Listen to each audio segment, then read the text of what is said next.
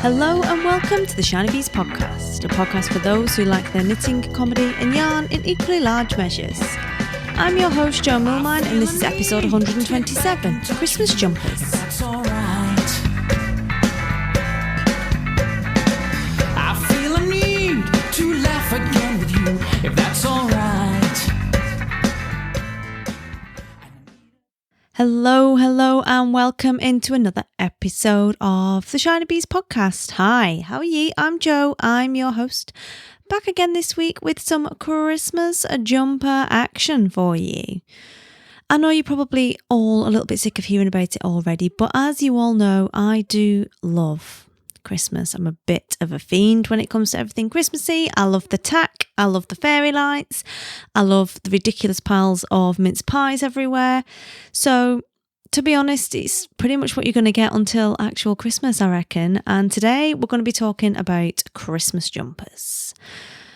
If you are a new listener to me today, welcome in. I hope you'll enjoy what you find here. We're a very friendly bunch. And if you are a returning listener, as always, thank you so much for coming back and listening to the show again. I really appreciate you being here.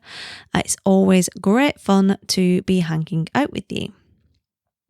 So before we crack into the Christmas jumper chat, I have a little nativity update for you.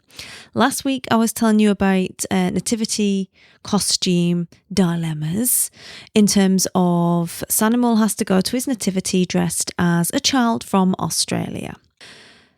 Now, I did question how far I should take the whole Australia theme and whether I should be massively tongue-in-cheek and hugely stereotypical about it in the hopes that a comedy costume will distract the entire congregation or audience, I guess, if they're not in a church, from any naughty behaviour that may take place from the crazy one, because he is quite naughty.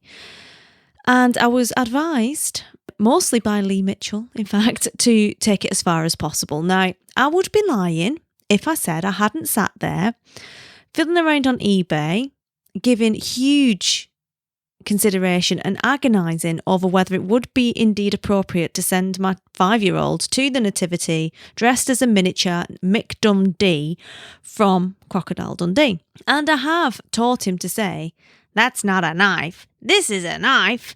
But I was a little bit like, it might be a bit too far. You always want the teachers wondering whether you're joking or whether you're being deadly serious. And if it is obvious that you're trying to subvert everything, it kind of loses its subversive feeling to me. I always want them wondering whether I'm actually serious or not, or whether I'm actually bonkers or not. So I haven't sent him as a full-on Mick Dundee. So we've dispensed with the leather hat and the crocodile teeth, because surprisingly they're a lot harder to come by on eBay, although I was thinking of making some out of those really retro 1980s plastic buttons that they use on duffel coats. I was like, I could totally get some of those from the indoor market in Wigan. They're bound to have them on the button stall. I can definitely get some of those and make him a little necklace like Mick Dundee.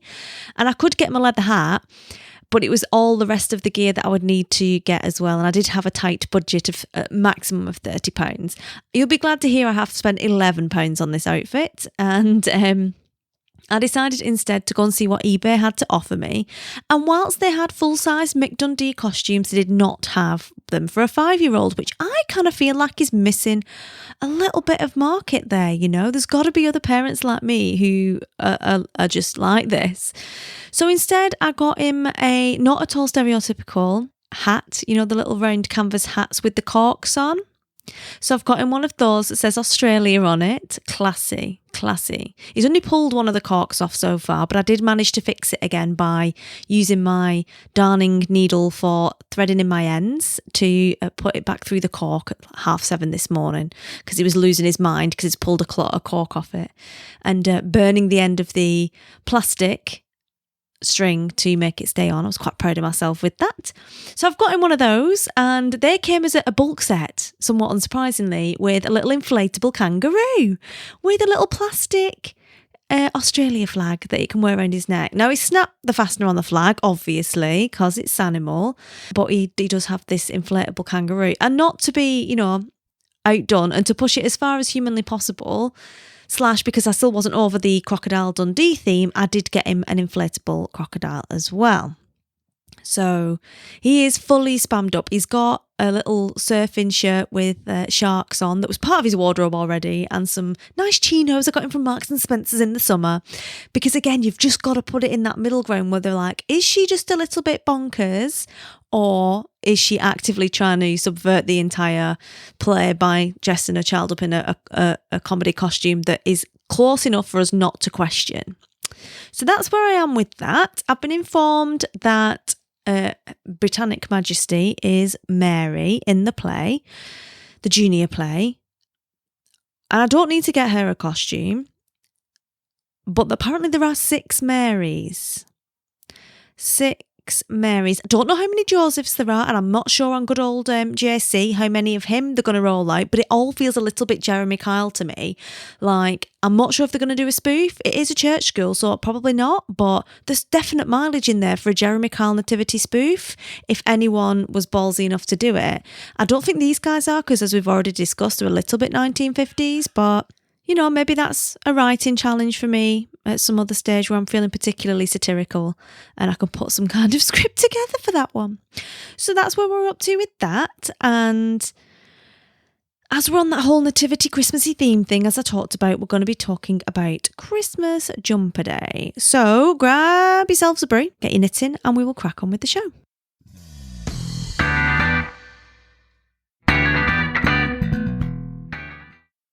So the theme of today's podcast has been partially inspired by things I've seen on social and a podcast I've listened to this week, and partially just due to it being a specific day that is in this week, to be honest. And I was busy getting the train into Manchester, I think on Saturday, when I noticed a post from Carrie Westerman, where she reposted a post from @fash_rev, who are an organisation, a global movement basically, for greater transparency in the fashion industry, where your clothes are coming from, who made them, what conditions people are working under, in order to create a lot of the kind of fast fashion stuff that we see littered around the high streets these days, and campaigning for more visibility and transparency in the way that people work in those particular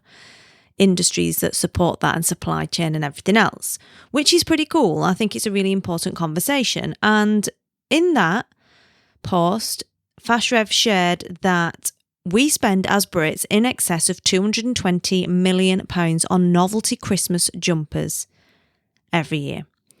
A quarter of which of those will end up in the bin or not worn again. And the charity shops are completely overflowing with all of this Christmas jumper tat, basically, because that's the whole point, is they're meant to be a little bit tatty. Now, I remember a few years ago it was a thing to like make an ugly Christmas jumper, maybe even swap them with a co-worker, but these days there is quite a large selection in any kind of supermarket, shop, anywhere you go, they will have a selection of Christmas jumpers. And in no way am I vilifying the Christmas jumper. In fact, I have the whole broad spectrum for you today for acquiring Christmas jumpers, whether that's one that you're going to buy or it's one that you're going to make. I'll have you covered completely in the Christmas jumper corner today. But it was something that I shared on, and something that made me think a little bit about where these jumpers come from, because it's a total thing. Like, the Mill Miners have got Christmas Jumper Day on Friday, which is the 14th of December. And to wear a Christmas jumper to school, you don't have to wear one, but it's encouraged. And you know what they're like. They're kids. Like, if you haven't all got one on, people are going to point and laugh at you, because that's what kids do. And in return for wearing a Christmas jumper to school instead of your normal school jumper, you put in a donation and it goes to Save the Children, right? Completely down with charity donations. Completely down with Christmas jumpers and Christmas spirit.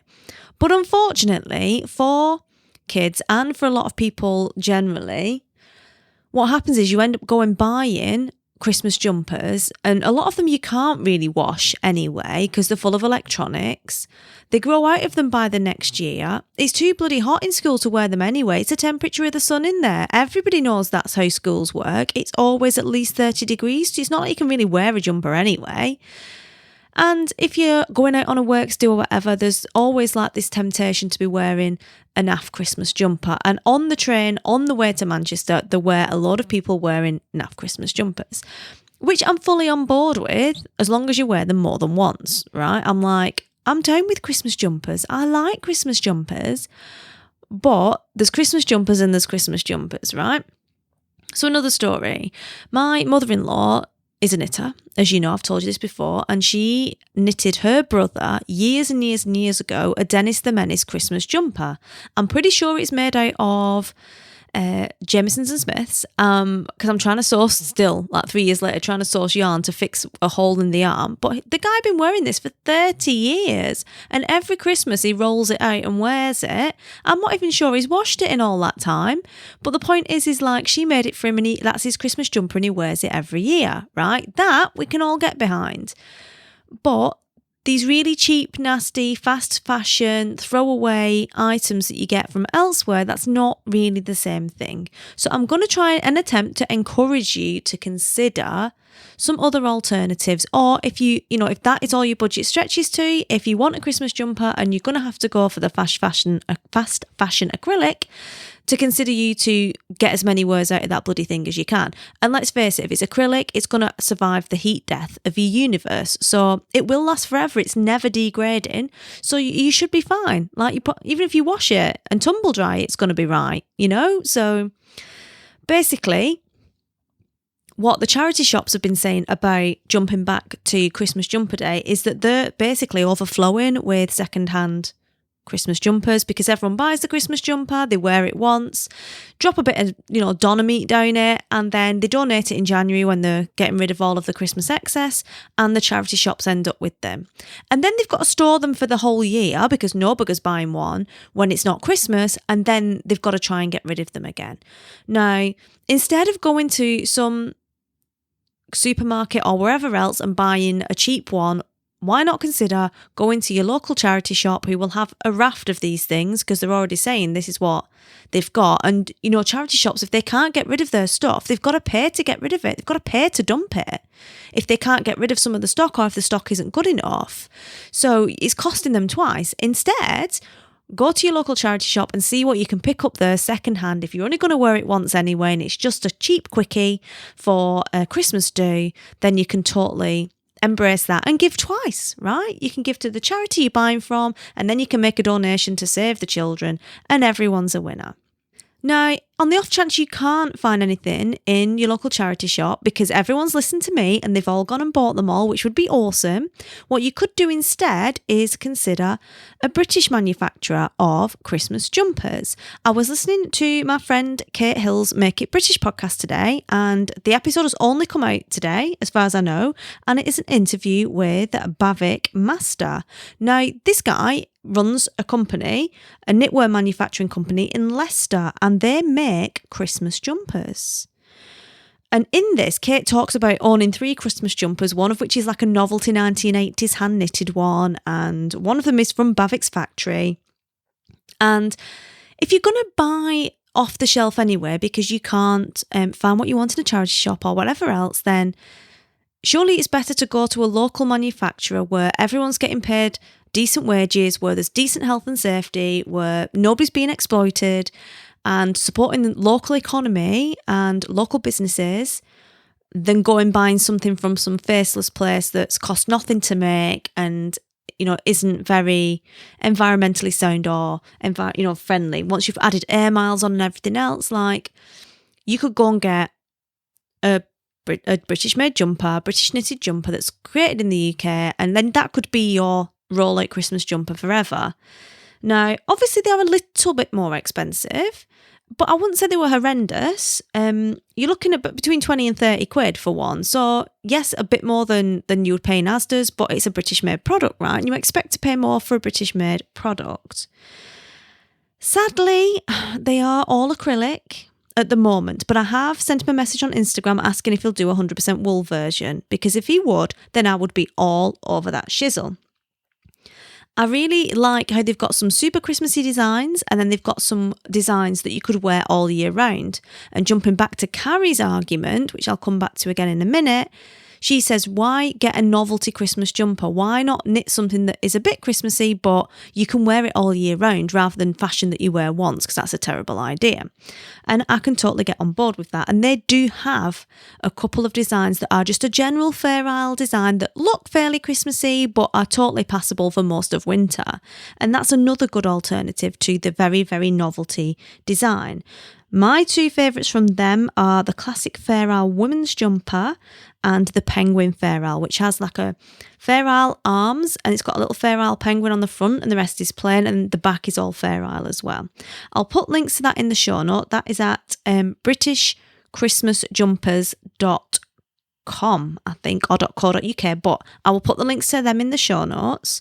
But if you want to listen to that podcast, it is Make It British podcast number 8, and you find that at makeitbritish.co.uk/008, because it's a really interesting conversation where he talks about it being a family business and about 30% of the manufacturing coming from Christmas jumpers, and how you can go and get your own jumpers commissioned. Like, they get a lot of corporate people commissioning Christmas jumpers, and how they do all the designs, and they can create your design into a finished product and all that kind of stuff. And I was totally like, if you could do this in wool, I would do Shiny Bees Christmas jumpers like all day long, Bavik. I'd be having them, but it's got to be wool. So we'll see where that goes. But I thought that's a nice alternative if you've got that middle ground, right? If you want your Christmas jumper, you've poked it, you've left it too long before you've knitted something, but you don't want to be like exploitative throwaway fashion. So you could go for something like Bavik's Place, so British Christmas jumpers, right? Then you could look at it from a long game point of view. And as knitters, I like to think that sometimes we are long game people. And we all appreciate a bit of slow fashion, and we all appreciate handmade stuff, and we all appreciate the thought, care and attention that goes into creating a garment with your own hands and choosing the yarns and everything else that goes into that. So I invite you to sack off this Christmas, because you've poked it now, you're done, right? You've missed it. And what you could do instead is think about what you could knit for next Christmas, so that you then solve your problem. You have your perfect Christmas jumper that you can wear every year, like Uncle Robert wears his, or he did until I offered to fix it 3 years ago. Wear your Dennis the Menace Christmas jumper. I'll put a picture in the show notes for you, complete with the hole in the arm, with all the stitch markers in, ready to be sewn. You could then, if you knitted one of these patterns, you could be Uncle Robert, and you could basically wear your same Christmas jumper every year for like 30 years, guilt-free in the knowledge that you are embracing slow fashion and handmade and heirloom piece. So, obviously, because it's me, I've picked you another 7 patterns that you could consider for your Christmas jumper, your perfect Christmas jumper. And I'm definitely considering one of these. At least one, but maybe several. Like, I wish I could knit faster, because there are a lot of these that I would like to get involved with. I would be lying if I said there wasn't. So, pattern pick for you. Some serious, some a little bit funny, of different my top 7 Christmas jumper patterns for next year, basically. So, pattern number 1. Anything by Blonde Moments. This lady is amazing. I'm assuming it's a lady. That's a big assumption. Rav name is Knitting Nana, so I'm going to assume it is a lady. But she has got a raft of novelty, proper cheesy, kind of 1980s, comic-y, cartoon style Christmas jumper designs for all different kinds of motifs. Now, she doesn't just stop at the Christmas jumpers. She has got 140 patterns covering some other genres, including unicorns and German Shepherd dogs. But Christmas jumpers is definitely her thing, and they are bloody brilliant, right? They are like those.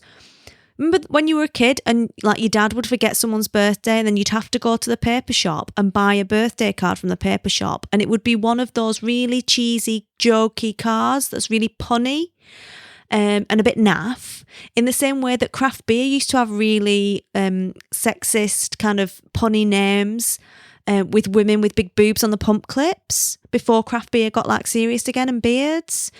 it reminds me a little bit of that, but it fully embraces that genre. And for that, I have a huge amount of respect, right?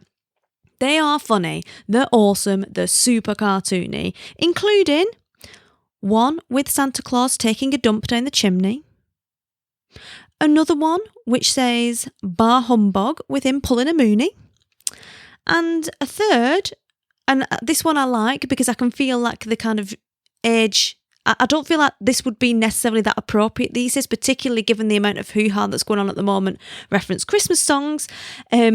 One of them where he's basically flashing open his red cape and his modesty is covered by nothing but a gold knitted star. Which, public decency offences aside, right, really funny patterns, just really kitsch, really cartoony. And if you like that kind of really tongue-in-cheek humour, really, really, really, really, how many reallys can I say? I'm just so excited about these patterns.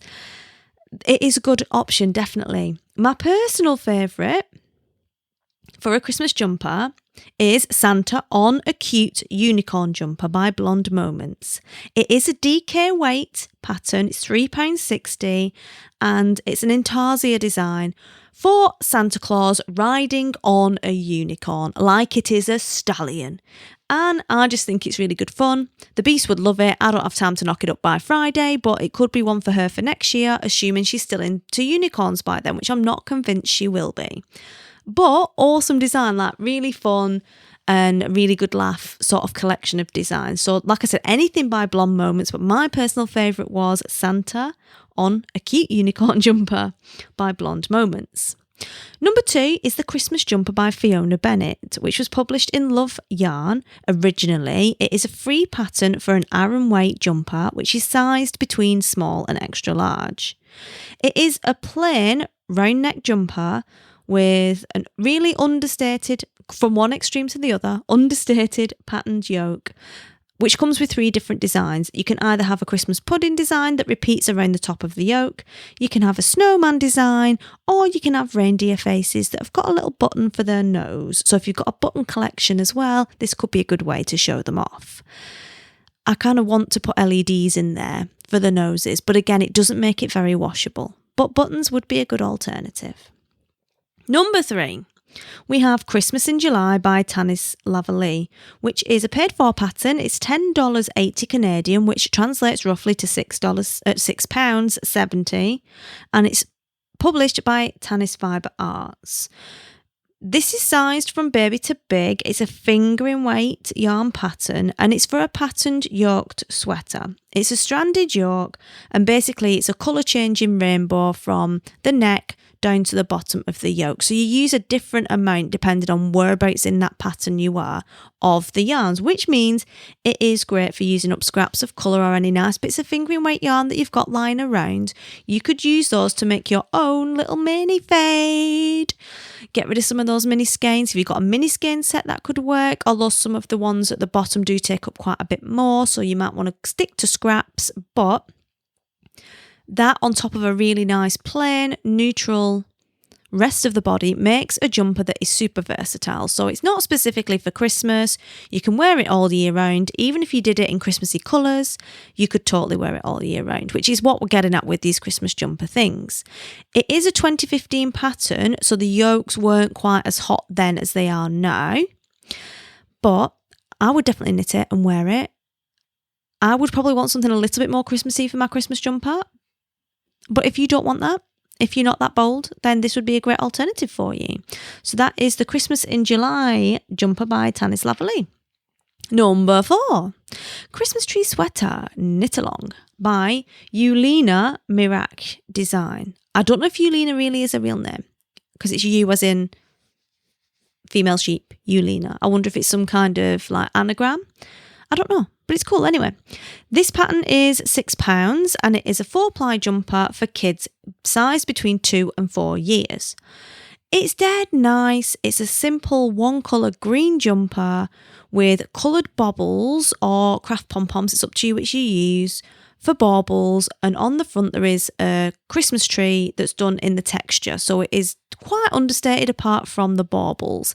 It looks a little bit Bowden to me. I can imagine one of my friends who shops at Bowden for her kids would buy something like that as the classy alternative to a gaudy Christmas jumper. But like I said, it's a Christmas tree sweater, Cal by Yulina Marak, and it's £6. Number 5. The Perfect Christmas Jumper by Susan Crawford. Now, we've heard from Susan twice before on the podcast. I'll put links to both of those interviews in the show notes for you. And she is a knitwear historian, vintage knitwear fashion specialist, basically. And this particular jumper is in Vintage Gifts to Knit. It is £6 by itself, or it's £10 for the full ebook of Vintage Gifts to Knit. And it is one for those of you who like your 1940s vintage looks.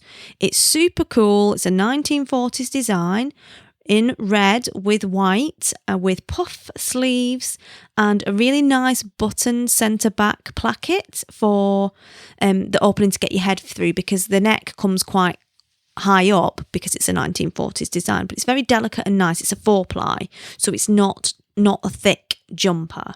It's knit in 4 pieces and seamed, and it's got Fair Isle and Intarsia parts in it. So maybe not one for the beginner, but something for, an adventurous beginner, or if you've got a little bit more experience, then this could be an awesome pattern for you. She also does a Christmas junior jumper and a junior Christmas cardi as well, which uses some of the same motifs. And it's just got a really cute kind of a couple of reindeer on the front, and then little motifs in white to make it look very Christmassy. But the thing I think sets it off is the puff sleeves. They look really cool. And you would need to be careful which yarn you use for that, because you'd want something that's got a little bit of structure to it, nothing with too much silk, because that might flop.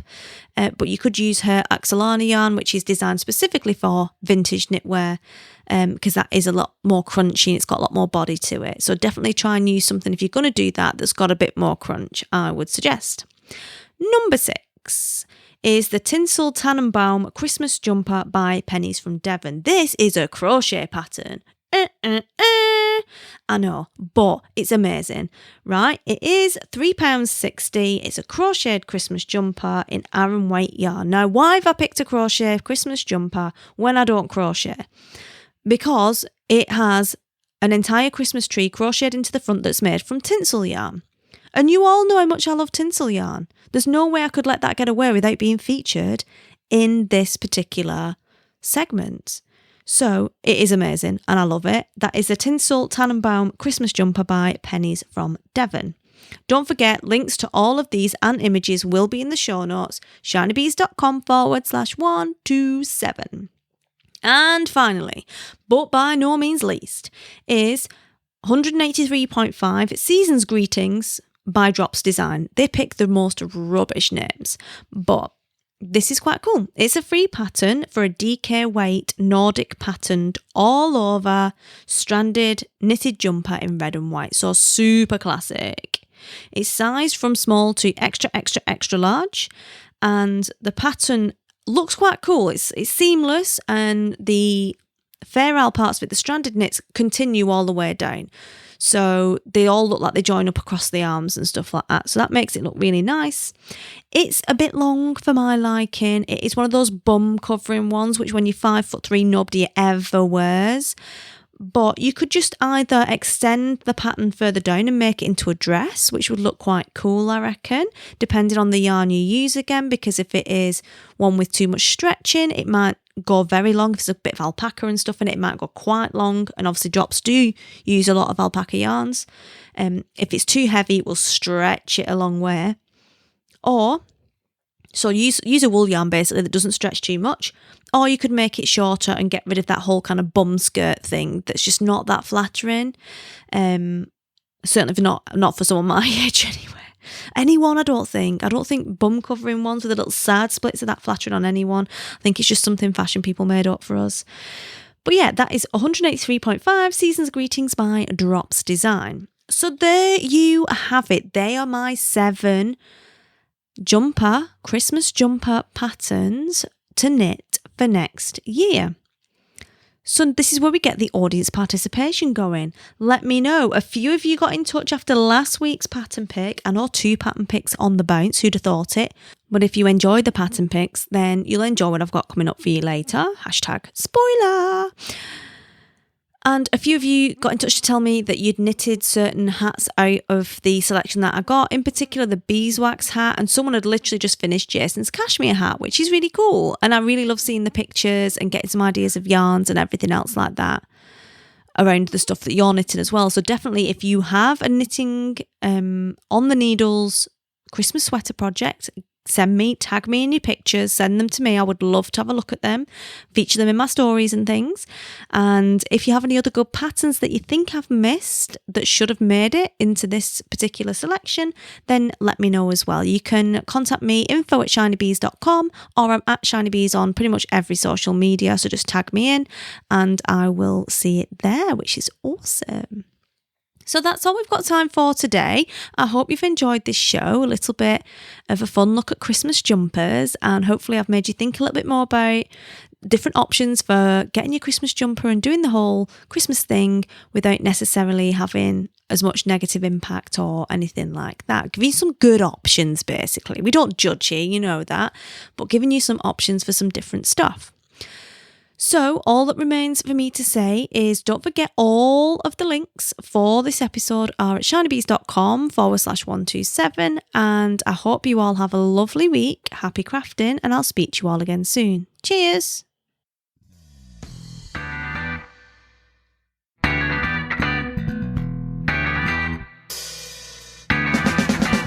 You've been listening to the Shiny Bees podcast. Show notes for this episode are on the website at shinybees.com/127. And if you'd like to chat about this episode with other friendly members of the community, you can come and join us at shinybees.com/community. Hope to see you there.